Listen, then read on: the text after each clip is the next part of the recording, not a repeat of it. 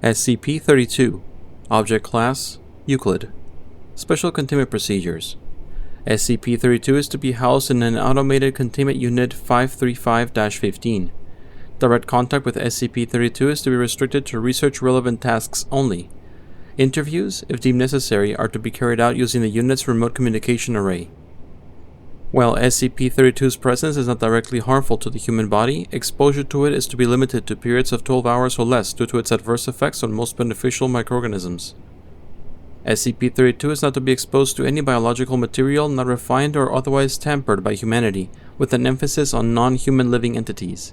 For a full list of classifications, see Document 32-RCL. SCP-32 neither requires nor requested substances or other forms of comfort. Description: SCP-32 is a Type F, imperfect external resemblance internally inconsistent, human simulacrum of currently unknown origins.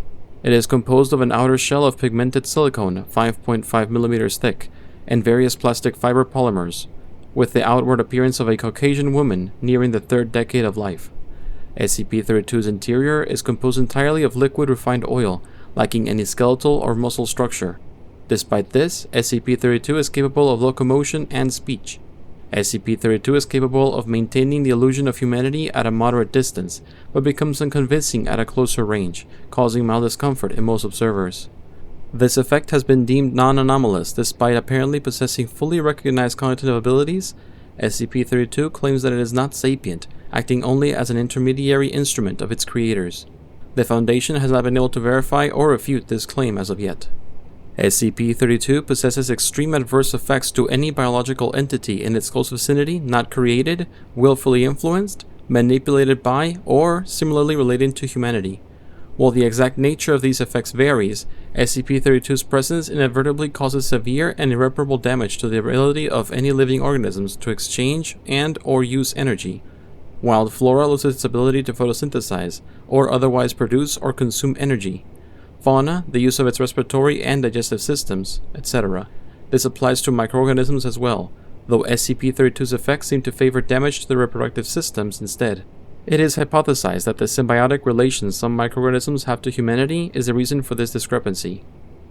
SCP-32 was discovered sitting on the doorstep of the inner compound of Foundation Site near Slovakia. When questioned by Foundation security personnel, SCP-32 explained its anomalous effects and claimed that it was there to be stored.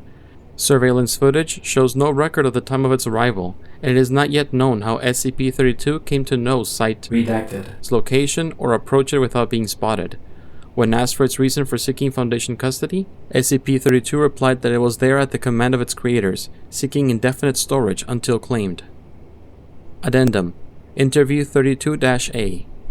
This interview was recorded near the time of SCP-32's initial containment by Dr. Alexander Kovac, Site Resident Psychologist, following its initial examination by Site Security. Begin log. Before we begin, there's something I feel I should ask you. Since security so often neglects doing so, it's not strictly conforming to protocol, but I find it tends to make things easier. I was instructed to cooperate. Very good, very good. Tell me then, what is your name? I don't have one. People have names. I'm not one. Is that so? What did your so-called creators call you then? They didn't. Surely. They had to refer to you somehow. I am a vessel of their will, and nothing else. They never needed to call. They never will. In that case, would you mind if I refer to you as SCP-32? I was instructed to cooperate. So you said. Well, tell me then, what is the purpose of your coming here? I am to be stored here until collected. Security told me that much, but why here? And collected by whom? Collected by the ones they wish to torment, and stored here because in finding me here he will suffer further. Is that so?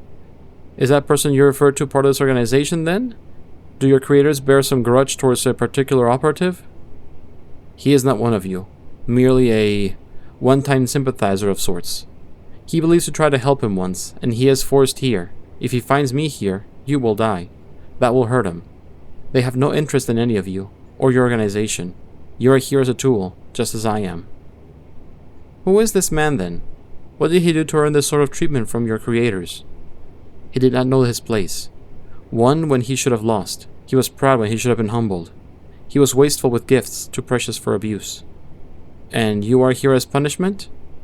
He was already punished, severely, forced away from kin and kind, to endless wander, to destroy against his will, to poison humanity by his very presence, eternal solitude, flavored by ceaseless guilt, a masterwork of torment, they say. If that's the case, why are you here? Because even in this existence, there is the occasional moment of solace. At times, he may yet look to the world and see things he will not destroy, look to nature and feel warm wonder, and bask in the false light of ancient, moldy memories. It keeps him sane, gives him hope.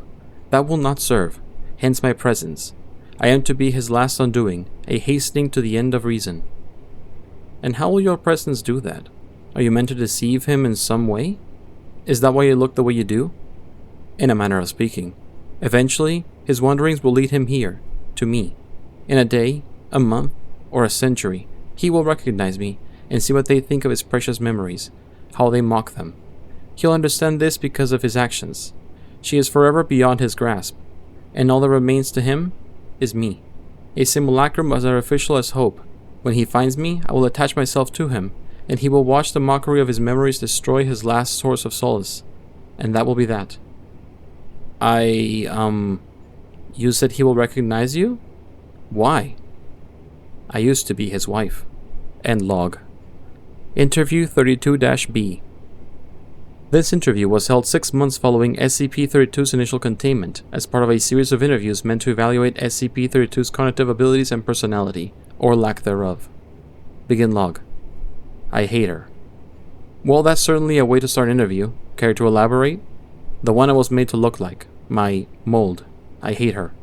An interesting sentiment for you to have, considering your repeated assurance that you possess no conscience or feelings of your own. I don't.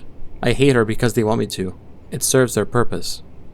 How do you get that impression? The first thing they did, after creating me, was to show her to me. It's not something they often do.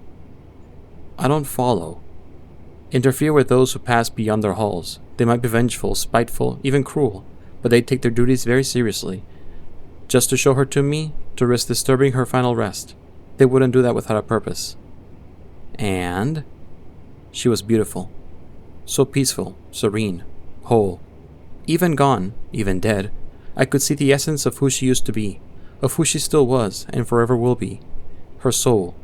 They told me she didn't get to live for that long, but when she lived, she was herself. She was alive, so I hated her. Do you know what it feels like to be made as a mockery? In every line of that smooth, silent face, I saw a twisted reflection of my own. Fragrant skin to molded plastic, soft hair to synthetic fiber, blood to oil, soul to nothing at all. Well, excuse me if this sounds presumptuous, but I can't imagine feelings like this coming from anywhere but yourself. Can't you see? This is all a part of their plan. When he finds me, when he sees the brothers created just to punish him further, he'll go mad. Because of what they did to the memory of his wife? Not only that, because he'll see me. He'll see how much I hate her, and how much I hate myself for not being her. Hate being here at all. And then what? Then, a final realization. And what would that be? He never won. End log.